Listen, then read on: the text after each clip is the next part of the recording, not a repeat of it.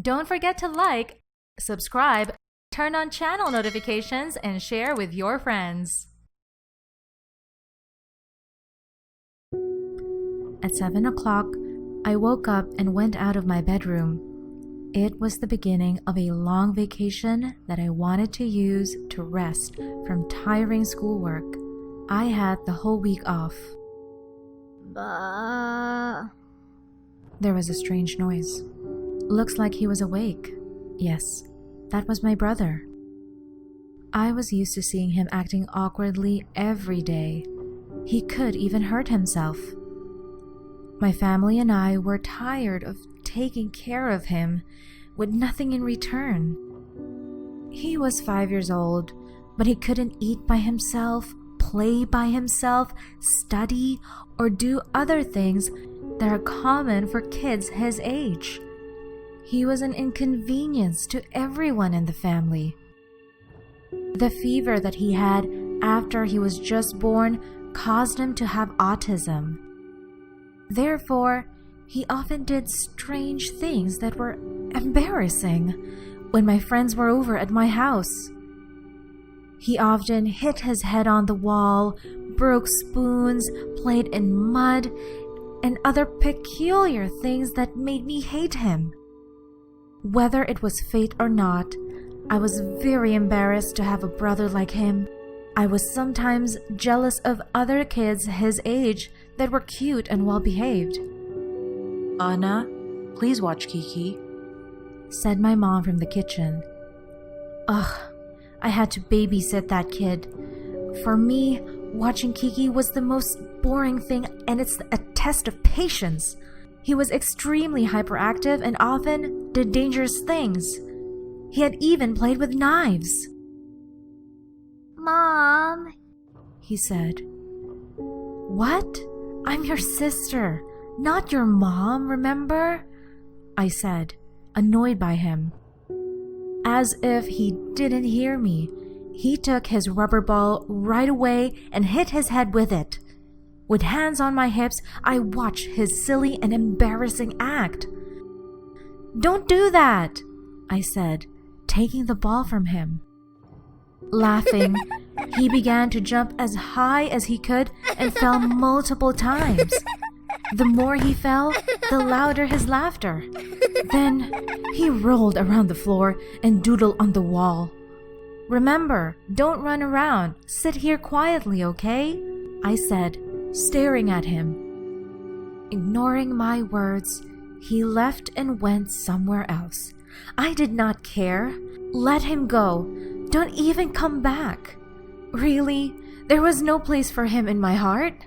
I did not have the slightest affection for him. It was as if he was not my brother that I had to love or pay attention to. I don't know. Maybe that love had vanished. The next day, "Anna, Mom called me while holding Kiki. I'm going to leave for a bit, okay? Kiki has to go to therapy. Stay home, okay?" said Mom gently. I gave her a sweet smile, but then I glanced at Kiki. That kid was biting his shirt. I looked at him with bitterness and hatred, as if he was not my brother. Mom looked at me and at once became sad.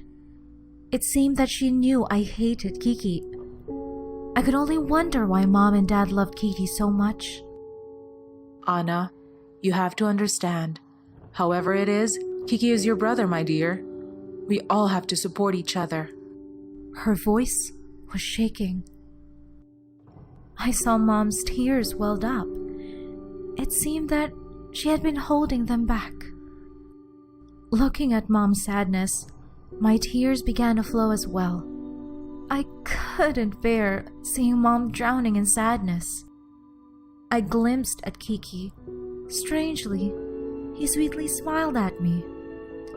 For the first time, I saw him smiling at me. This time, something was changed. There was a piece of love deep in my heart that started to shine. It seemed that I still loved him. sister. He said suddenly and gave me a hug. Strange, very strange. He could call me really well, and he even hugged me. I returned his warm hug. A guilty feeling enveloped me. I saw my mom speechless. "Mom, can I come?" I asked.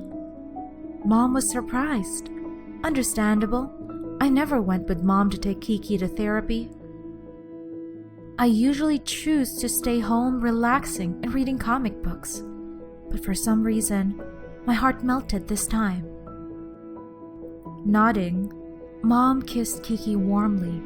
It seemed that I started to feel the warmth I've never felt before. We left home at once, taking Kiki. We chose to ride the taxi so it is more comfortable for Kiki. Once in the cab, Kiki's gaze was fixed on a playground that we had never been to before. Mom and I looked at each other, understanding what Kiki wanted. I know Kiki must not have been able to say clearly what he wanted. Mom told the taxi driver to stop at the playground. I felt weird, but this time, I was excited to take Kiki there. We have never been to a place like this. That's why Kiki was very thrilled. There, Pointed Kiki. This is called a seesaw, I said. there, Pointed Kiki again. That is ice cream, I said. ice cream. He repeated. Yes, correct. You are smart. I praised him. Finally, we walked around for about an hour. We also pushed Kiki on the swing, played on the seesaw, ate ice cream, etc. For the first time, I saw Kiki acting calmly in public. He could even understand what my mom and me talked about. Satisfied, we decided to go to the hospital where Kiki goes for therapy.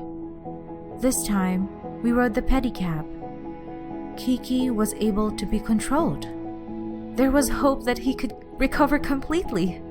I felt a miracle from God is continuously flowing. At first, the pedicab was going smoothly. Me, my mom, and Kiki were having fun enjoying the ride. Until there was a minibus that went so fast and out of control. It seemed that its brakes were worn out. Who knew? The minibus went straight at us, and there was a loud crash. I was thrown quite far from the pedicab. It hurt, but I went running to look for Mom and Kiki. Mom fell right in front of me. She only had a few scratches on her arm. I went back to look for Kiki in the midst of broken tires and glass. While holding my hand that was hurting, I looked everywhere. With tears in my eyes, I thought of Kiki. I realized how much I loved him. Suddenly, I saw a small figure, covered with blood, not far from me. I covered my face. I felt empty, numb. I remembered how badly I have treated Kiki thus far. A lot of people came rescuing other victims. My mom and I followed the ambulance that was taking Kiki. I only thought of one thing, how much I love Kiki. My feelings for him had been buried with embarrassment and pride. But what he did this morning made me realize Kiki loves me. Only he doesn't know how to say it. Whatever his condition is, we always have a deep bond because we are siblings, related by blood. There is no love comparable to the love between Kiki and me. My tears continued to flow along the ride until finally we arrived at the hospital. Kiki was brought to the ICU. Shedding tears, I looked at his innocent face. Suddenly, he opened his eyes slowly. He gazed gently at me. My mom and I were stunned. He was going to say something. With difficulty, he forced himself to speak. I love sister.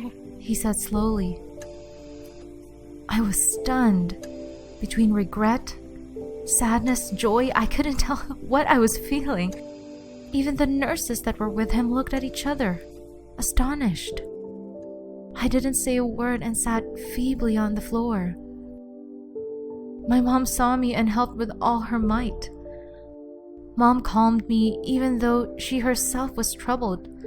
I could only hope that God would give me a second chance to return Kiki's love. Even though it was only a minute, I love him. I love Kiki. After 5 hours of waiting impatiently, the doctor finally came out of Kiki's room. His face looked wary. It seemed that he didn't have a heart to tell us something.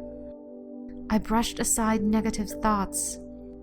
Before the doctor could say anything, I broke through and went to Kiki's room. I couldn't hold it anymore, really. I wanted God to give me one more chance to see Kiki.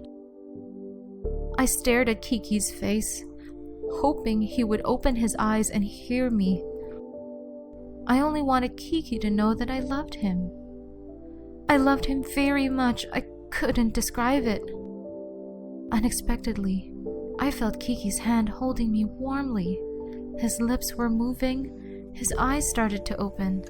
I looked at him in disbelief. God answered my prayer. Another chance for me. Kiki, you have to know, brother, I love you, okay? I love you, I said with tears in my eyes. Kiki nodded slightly. His lips were trembling. His hand held my hand more tightly. I felt the bond of affection and love that had been buried. Kiki loves you too, he said with great effort. I couldn't believe it. I held Kiki warmly, as warm as my love for him. The doctor was watching this, astonished, bewildered. I felt how sweet all this was. The love that I had never given to Kiki. The doctor invited me and my mom to leave the room, so the doctor could have more space to tend to Kiki. I felt more sure. The bond of affection between me and Kiki carried him out of the critical condition. After a few hours waiting unsettlingly, the doctor came out of the room with a big smile of relief. I could already guess what miracle God has given just by looking at his face. Finally, he is not in critical condition anymore. There is a big chance that he will recover, the doctor said with a smile. I had tears of joy. All my worries were gone. God had answered my prayers. I was given a valuable chance to show my love for Kiki. Starting that day, I intended to be more patient with Kiki, no matter what people say about him, because I had given a priceless opportunity to love Kiki.